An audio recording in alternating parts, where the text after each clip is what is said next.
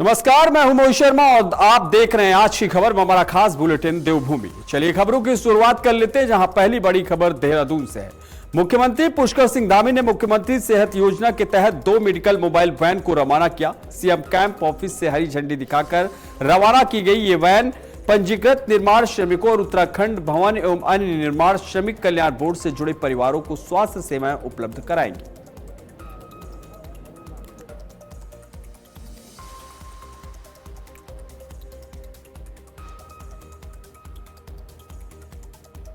बहुत ही महत्वपूर्ण एक हमारे जो श्रमिक भाई हैं उनके कल्याण के लिए, उनके जीवन को आगे बढ़ाने के लिए, उनके परिवारों के लिए, उनके वेलफेयर का बहुत बड़ा माध्यम है। और पिछले सालों में हमने प्रयास किया कि इसमें पूरी तरह से पारदर्शिता हो और जो लाभार्थी हैं जिनके लिए इसका गठन किया गया है,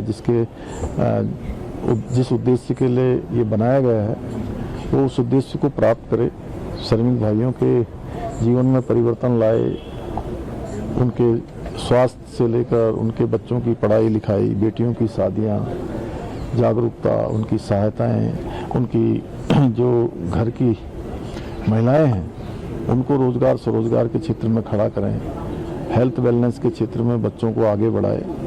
तो आज मुझे खुशी है कि इन सालों में अच्छी पारदर्शिता भी हुई है और सीधे सीधे जो लाभ मिलना चाहिए उसका लाभ भी मिल रहा है। आज संवाद करके जिस प्रकार से आज छोटे बच्चे, बेटियां, उनके परिवारों की महिलाएं आगे बढ़ रही हैं, सच में ये देखकर संतोष होता है और इस योजना को हम और विस्तारित करेंगे। अगली खबर देहरादून में उत्तराखंड के वीर माधव सिंह भंडारी उत्तराखंड प्रौद्योगिकी विश्वविद्यालय में पेपर लीक का मामला सामने आया है। विश्वविद्यालय ने सम सेमेस्टर 2025-26 की 2 परीक्षाएं तत्काल प्रभाव से रद्द कर दी। जांच में शिवालिक कॉलेज ऑफ इंजीनियरिंग के एक असिस्टेंट प्रोफेसर पर व्हाट्सएप के जरिए प्रश्न पत्र साझा करने का आरोप सही पाया गया। दोषी प्रोफेसर पर 7 साल तक की किसी भी परीक्षा कार्य में शामिल न होने पर प्रतिबंध लगा दिया गया। रद्द हुई परीक्षाएं अब अगस्त के तीसरे सप्ताह में आयोजित होंगी।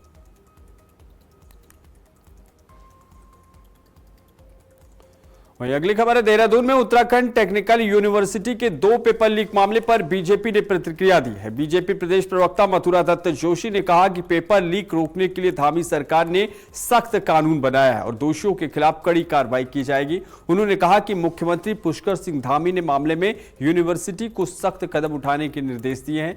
बीजेपी प्रवक्ता ने बताया कि जांच में दोषी पाए जाने वाले असिस्टेंट प्रोफेसर समेत सभी जिम्मेदार लोगों पर कार्रवाई होगी।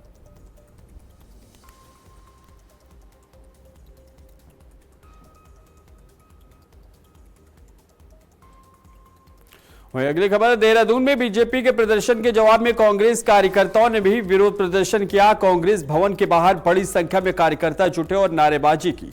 बीजेपी महानगर कार्यालय और कांग्रेस मुख्यालय के बीच करीब 500 मीटर की दूरी होने के चलते पुलिस ने दोनों दलों के कार्यकर्ताओं को बैरिकेडिंग लगाकर रोक दिया। काफी मशक्कत के बाद पुलिस ने स्थिति को नियंत्रित किया और दोनों पक्षों के कार्यकर्ता शांत हुए।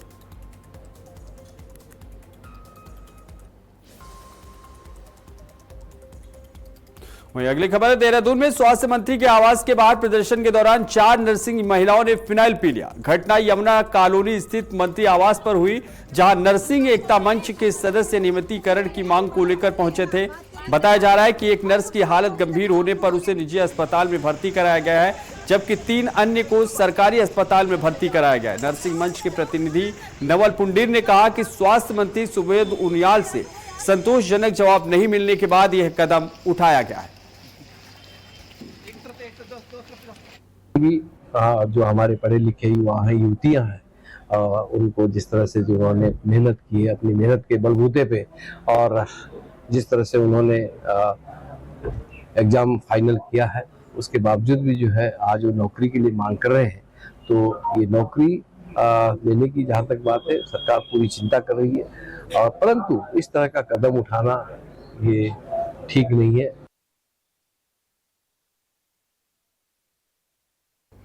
अगली खबर देहरादून में आंदोलनरत नर्सों के फिनाइल पीने की घटना पर बीजेपी प्रवक्ता मथुरा दत्त जोशी ने दुख जताया। उन्होंने घटना को दुर्भाग्यपूर्ण बताते हुए नर्सिंग एकता मंच से धैर्य बनाए रखने की अपील की है। बीजेपी प्रवक्ता ने कहा कि सरकार नर्सिंग स्टाफ के हितों को ध्यान में रखते हुए निर्णय ले रही है और विपक्ष की राजनीति से प्रभावित नहीं होने की सलाह दी। दुर्घटना हुई है, जिन बालिकाओं ने फिनाइल पीने का काम किया है वो निश्चित रूप से दुर्भाग्यपूर्ण बात है और सरकार की संवेदना भी उनके साथ है। सरकार नहीं चाहती है कि छात्र कोई भी बेरोजगार ऐसा कदम उठाए कि जिससे उसको भी नुकसान हो और उत्तराखंड की छवि खराब हो। सरकार ने एक निर्णय लिया है, अभी वो निर्णय बहुत ज़्यादा कोई फाइनल स्थिति में नहीं है, अंतिम चरण में नहीं है और सरकार उसमें पुनर्विचार भी कर सकती है, लेकिन वार्ता के रास्ते खुले हैं ना।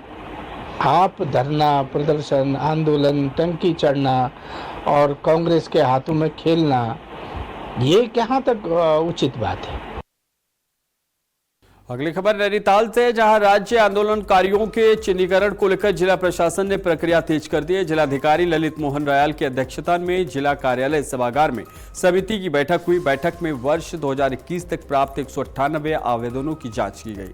डीएम ने अधिकारियों को निर्देश दिए कि शासन के तय मानकों और पारदर्शिता के साथ आवेदनों का परीक्षण किया जाए ताकि वास्तविक आंदोलनकारियों को ही चिन्हित किया जा सके। उन्होंने कहा कि राज्य निर्माण में योगदान देने वाले आंदोलनकारियों के सम्मान और चिन्हीकरण में लापरवाही नहीं होनी चाहिए।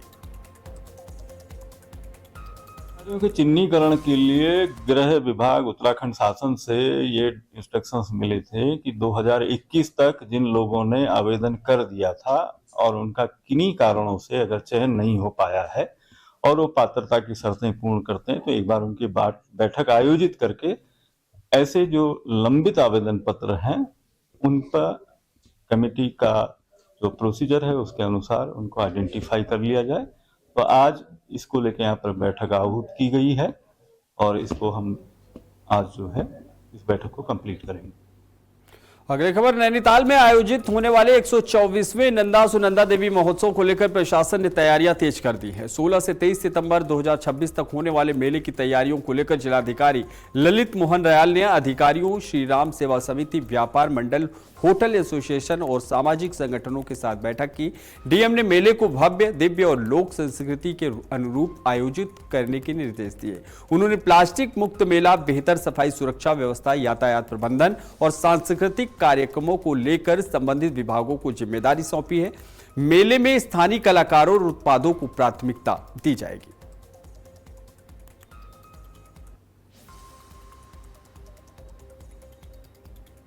यह समूचे उत्तराखंड की हिली टेरेन की कुल देवी हैं और यहाँ पर पारंपरिक रूप से उन्हें आराध्य देवी के रूप में पूजा जाता है। तो इन मेलों में जो बहनें हैं, बेटियां हैं, विवाहिताएं हैं, वो सब भी मायके आती हैं और बढ़ चढ़कर जो है अपनी श्रद्धा और विश्वास का प्रदर्शन करने के लिए मायके के थ्रू जो है इनमें शिरकत करती हैं। तो इस मेले को पारंपरिक स्वरूप में ही मनाया जाना है और जो नंदा सुनंदा का जो डोला निकलता है उसको लेकर जो लॉ एंड ऑर्डर की बातें हैं, जो बेसिक एमिनिटीज की बातें हैं। अगली खबर देहरादून के पटेल नगर थाना क्षेत्र में एक व्यक्ति की गला रेतकर हत्या का मामला सामने आया है। मृतक की पहचान 48 साल के दीपक गुप्ता के रूप में हुई है। पुलिस ने मामले में 20 वर्षीय आरोपी रोहन प्रजापति को गिरफ्तार किया है। पुलिस के मुताबिक शुरुआती जांच में हत्या के पीछे आपसी विवाद और पैसों के लेन देन की बात सामने आ रही। घटना के बाद मौके पर पहुंची पुलिस ने आरोपी को हिरासत में लिया। पूछताछ में आरोपी ने बताया कि उसकी पहचान मृतक से इंटरनेट के जरिए हुई थी और विवाद के बाद उसने चाकू से हमला किया। पुलिस मामले की की जांच कर रही है।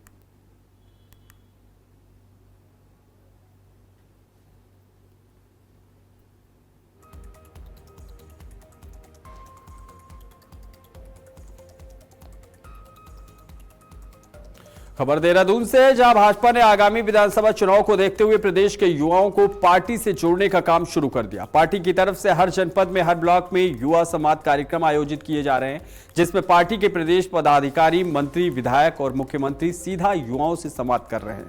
युवा संवाद कार्यक्रम को लेकर पार्टी के प्रदेश प्रवक्ता नवीन ठाकुर ने कहा कि युवाओं की समस्याओं का समाधान हो सके, उसके लिए सरकार संवेदनशीलता के साथ काम कर रही है।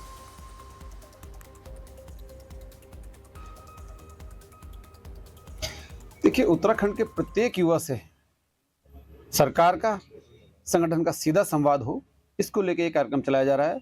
आप देख रहे होंगे माननीय मुख्यमंत्री पुष्कर सिंह धामी जी प्रत्येक युवा से सीधा संवाद कर रहे हैं, उनके विचारों को सुन रहे हैं, उनकी समस्याओं को सुन रहे हैं और उस सब समस्याओं को लेकर एक रोड मैप तैयार किया जाएगा ताकि प्रत्येक उत्तराखंड के युवा की समस्या का समाधान हो सके। उनकी भविष्य की क्या योजनाएं हैं, सरकारी जो योजनाएं हैं, उनकी जानकारी भी इस कार्यक्रम में माननीय मुख्यमंत्री जी द्वारा और सरकार द्वारा युवाओं के बीच दी जा रही है और ये बहुत शानदार कार्यक्रम है। प्रत्येक युवा से जो है सीधा संवाद सरकार का इसमें हो रहा है और विशेषकर माननीय मुख्यमंत्री जी इसमें बहुत जो है उत्सुक हैं युवाओं से बात करने के लिए। लगातार आप देख रहे होंगे पूरे प्रदेश में मुख्यमंत्री जी युवाओं के साथ सीधे संपर्क में हैं। और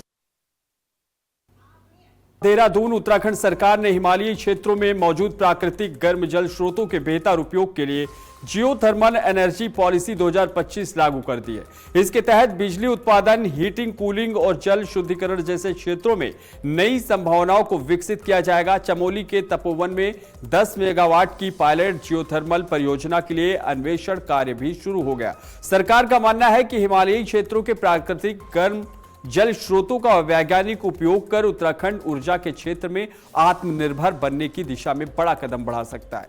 वहीं बीजेपी प्रदेश प्रवक्ता हनी पाठक ने इसे ऐतिहासिक पहल बताते हुए कहा कि उत्तराखंड इस दिशा में ठोस कदम उठाने वाला देश का पहला राज्य बन गया।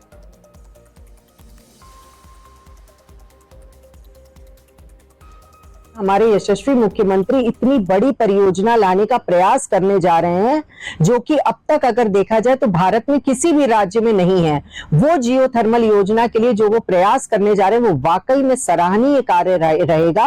ये जियोथर्मल योजना वो योजना है जिसमें कार्बन की लेस मात्रा भी बहुत ही कम मात्रा इसमें रहती है और जमीन से वाष्प जो जुड़ के वाष्प निकल के जो बाहर आता है उससे हमें ऊर्जा प्रदान करी जाती है और 12 महीने चाहे ठंडी हो, चाहे गर्मी हो, चाहे बरसात हो, हर समय 24 घंटे बिजली का उत्पादन यहां पर रहेगा।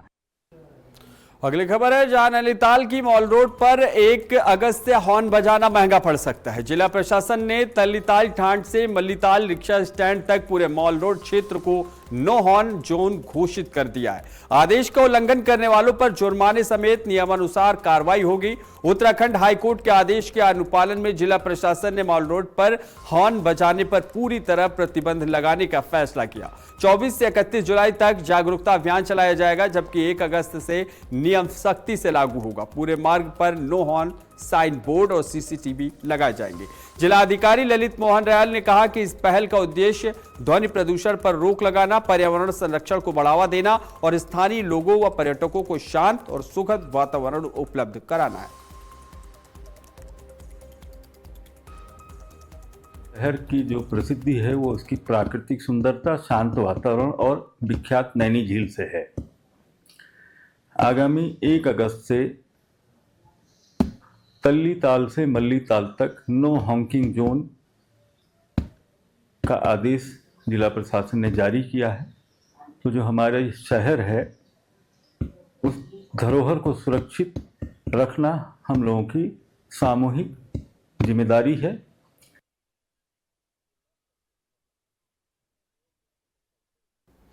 वहीं अगली खबर, देहरादून में डेंगू से बचाव को लेकर नगर निगम और स्वास्थ्य विभाग ने कमर कस ली है। डेंगू की रोकथाम के लिए शहर के सभी 100 वार्डों में फॉगिंग अभियान चलाया जा रहा है। साथ ही मच्छरों के लार्वा को खत्म करने के लिए एंटी लार्वा दवा का छिड़काव भी किया जा रहा है। बता दें कि नगर निगम उन स्थानों को चिन्हित कर रहा है जहां पानी जमा होने से डेंगू का लार्वा पनप सकता है। वहीं स्वास्थ्य विभाग ने भी तैयारियां तेज कर दी हैं। आशा कार्यकर्ताओं और डेंगू वॉलंटियर जल भराव वाले क्षेत्रों की जानकारी निगम को दे रहे हैं। सीएमओ देहरादून ने बताया कि सभी अस्पतालों को मानसून से जुड़ी बीमारियों की जानकारी IHIP पोर्टल पर अपडेट करने के निर्देश दिए गए हैं ताकि समय रहते कार्रवाई कर संक्रमण की चेन को तोड़ा जा सके। वहीं अगली खबर, देहरादून वासियों को जल्द ही जलभराव की समस्या से राहत मिल सकती है। शहर में जल निकासी व्यवस्था को मजबूत करने के लिए सरकार नया ड्रेनेज सिस्टम तैयार कर रही है। राजपुर रोड से विधायक और कैबिनेट मंत्री खजान दास ने बताया कि करीब 19 करोड़ रुपए की लागत से ड्रेनेज सिस्टम बनाया जाएगा। यह सिस्टम दर्शन लाल चौक से प्रिंस चौक और प्रिंस चौक से सहारनपुर चौक तक तैयार किया जाएगा। इसके अलावा आराघर चौक में नाला निर्माण का काम भी किया गया है। मंत्री ने कहा कि शहर के अन्य जलभराव वाले इलाकों के लिए भी कार्य योजना बनाई जा रही है। मुख्यमंत्री पुष्कर सिंह धामी से जल्द इसकी अनुमति मिलने की उम्मीद है, जिसके बाद सिंचाई विभाग की देखरेख में काम शुरू किया जाएगा। ड्रेनेज का सिस्टम को लेकर के हम लोगों ने चिंता व्यक्त की और अभी ड्रेनेज सिस्टम को लेकर के सरकार भी चिंतित है। जगह जगह पे उन्होंने नाले भी बनवाए हैं, निर्माण भी किए हैं। कुछ ऐसे नाले हैं जिसका निर्माण होना है। जैसा मैं उदाहरण के लिए आपको कहना चाहूँगा कि दर्शनलाल चौराहे से लेकर के प्रिंस चौक और प्रिंस चौक से लेकर के सहारनपुर चौक तक तकरीबन 19 करोड़ रुपए की इसकी लागत है और शायद EFC भी हो गई है और जल्दी ही इसमें स्वीकृति मिलेगी तो काम शुरू भी हो जाएगा। और इसी प्रकार से हम आराघर की तरफ आते हैं तो वहाँ पे भी एक नाले का निर्माण हो चुका है, जो स्मार्ट सिटी के द्वारा भी हुआ और एक लोक निर्माण विभाग के द्वारा हुआ है। परंतु अभी कई जगह ऐसे हैं, पूरे शहर की मैं अगर बात करता हूँ तो ड्रेनेज को लेकर के हम सबको अभी चिंता भी करनी चाहिए। बुलेटिन में फिलहाल के लिए बस इतना ही। देश और दुनिया की तमाम बड़ी खबरों के लिए देखते रहिए आज की खबर। नमस्कार।